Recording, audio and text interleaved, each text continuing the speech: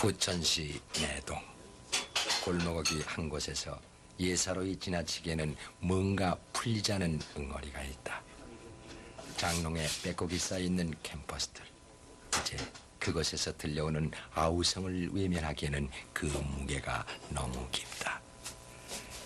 76회를 철저히 침잠한 채 100여 점의 작품만을 남기고 영면에 든 한 화가를 뒤늦게 만나본다.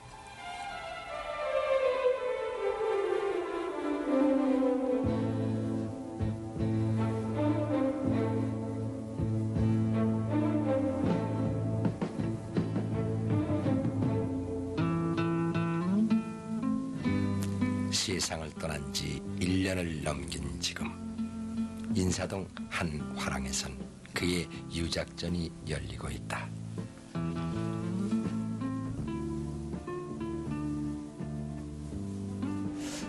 이런 전람회가 있다는 사실에 대해서 참으로 놀랐습니다.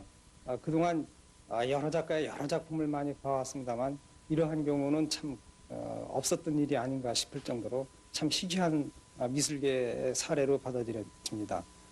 오랜 세월 동안 혼자서 고독한 작업을 하다가 세상을 떠났는데 600여 점이라고 하는 엄청난 양의 작품을 했음에도 불구하고 공식 미술계에 본격적으로 작품을 발표하지 않았다는 점은 참으로 희귀한 일이라고 봐집니다.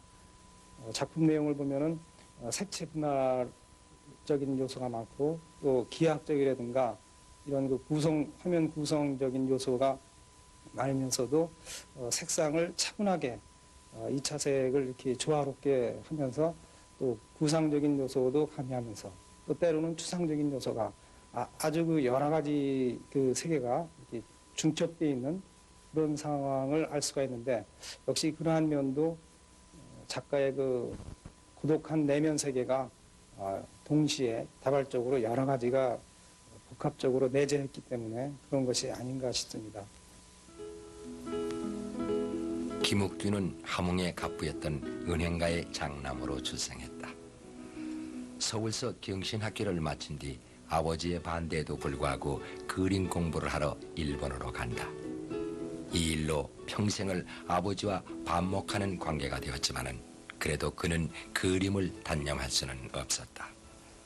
제가 김옥균 씨를 처음 본 것은 그 함흥고를 졸업을 맞고 동경에 갔을 때인데요. 그때 30년대 초기 정도입니다.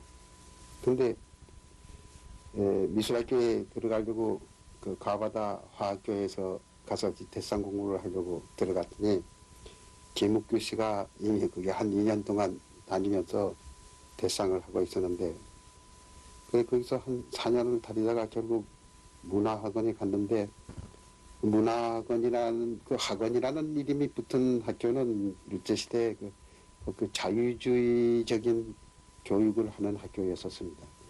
그분이 동경에서 그 이력서를 보면 그 독립전에 내고 이과전에 출품하고 그랬는데 그 독립전 같은 데는 그 야수파적인 그림을 그리는 그런 계통의 전체고 말하자면 반아카데미즘, 반문, 그 일본의 제전이나 문전에 반대하는 그런 단체였었거든요. 그런 것만 보도 그때 시대부터 뭔가 그 개성을 찾으려고 하는 그런 그림을 그렸다. 이렇게 이야기할 수가 있습니다. 해방이 되자 김옥균은 고향 함흥으로 돌아와 함흥미술연구소를 연다. 일사후 대때 올람. 그러나 이 땅의 화단은 그에게 냉정했다. 뜻대로 되지 않는 현실에서 그는 뼈아픈 좌절을 겪게 된다. 그가 딜레마에서 빠져나올 수 있는 한 방법은 순수를 포기하는 것이었다. 이 무렵부터 그는 방황기로 접어든다.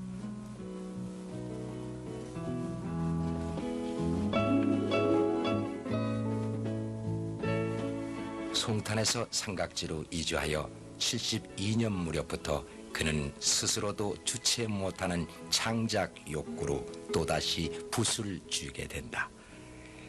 궁핍한 생활로 캠퍼스는 고사하고 종이 살 돈조차 없었던 상황도 그의 창작 열기를 식히지는 못했다. 달력, 딸의 노트 걷장, 나무 판자, 심지어는 쟁반 위에까지 그의 캔버스는 따로 구분지어지지가 않았다. 김옥규에게서 그림을 그린다는 것은 곧 삶의 확인 작업이었다.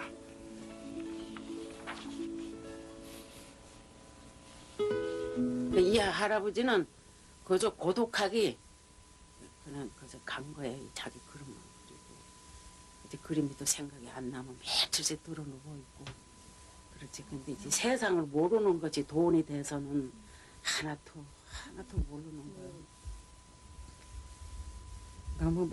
너무 생활이란 건 전혀 모르는 거예요.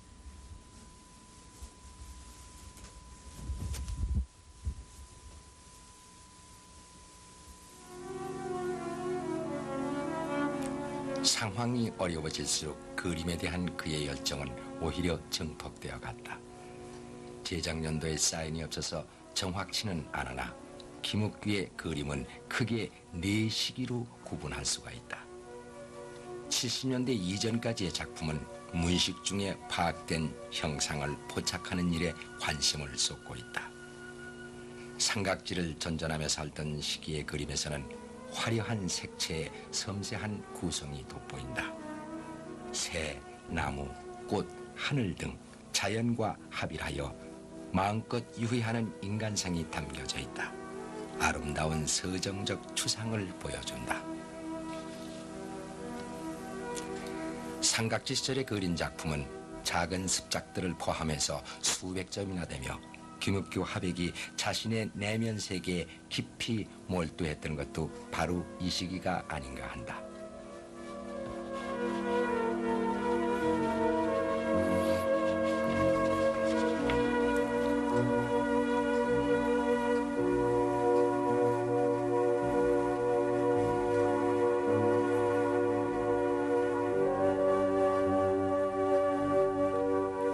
방배동으로 거처를 옮기면서 그림의 화면은 보다 단순해지는 반면 색채는 강력하고 대단히 역동적으로 변화하기 시작한다. 이 시기는 삼각지 시절의 서정성에서 벗어나 자연의 법칙이나 본질에 대한 보다 적극적인 분석을 시도해 보이고 있다.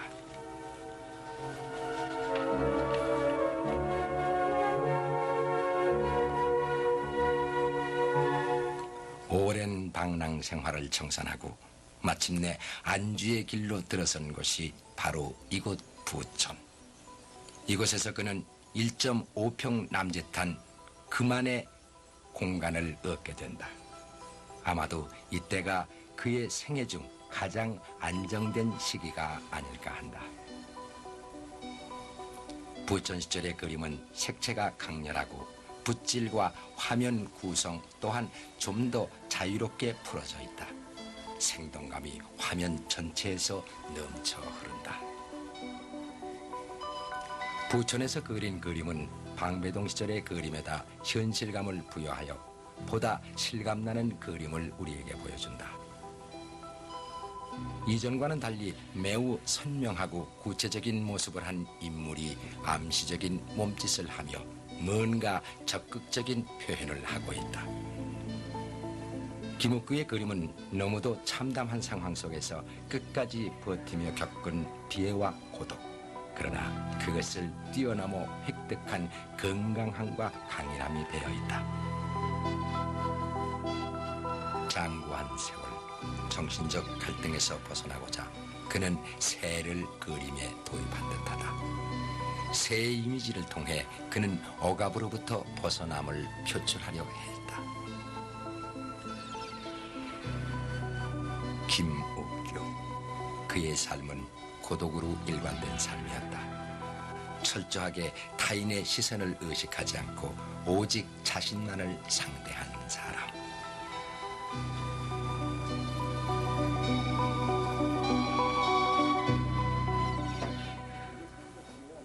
그를 외면했던 화단은 이제 그 부끄러움을 역으로 하여 우리 화단에 신선한 충격을 던져준 그의 가치에 대한 평가 작업을 준비해야 할 때이다. 역사의 격동기에 몰려 그는 안으로 자신의 세계를 구축했다. 그것은 고독과의 싸움이었고 보다 맑게 깨어있고자 하는 정신과의 대결이었다.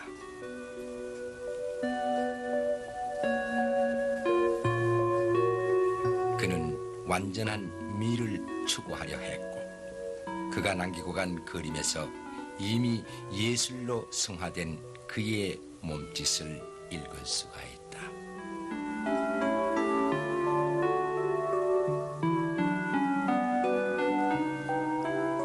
어떻게 보셨습니까? 그냥 사람 관심 밖에 있더라도 순수한 작가 정신하고 자기가 추구하는 다음에 세계를 지니고 언제든지 살아왔던 그 삶의 그 정신들은 그대로 살아있는 것 아니겠습니까? 우리가 누가 알아준다고 자기를 변신하기보다는 자기 스스로 무엇인가 해서 좀 나아지려고 하는 의욕이 있어야 결국 세상도 알아주는 일 아닌가 이런 생각, 평범한 이야기를 이 시간 떠올려 봅니다. 이제 문화 게시판 시간입니다.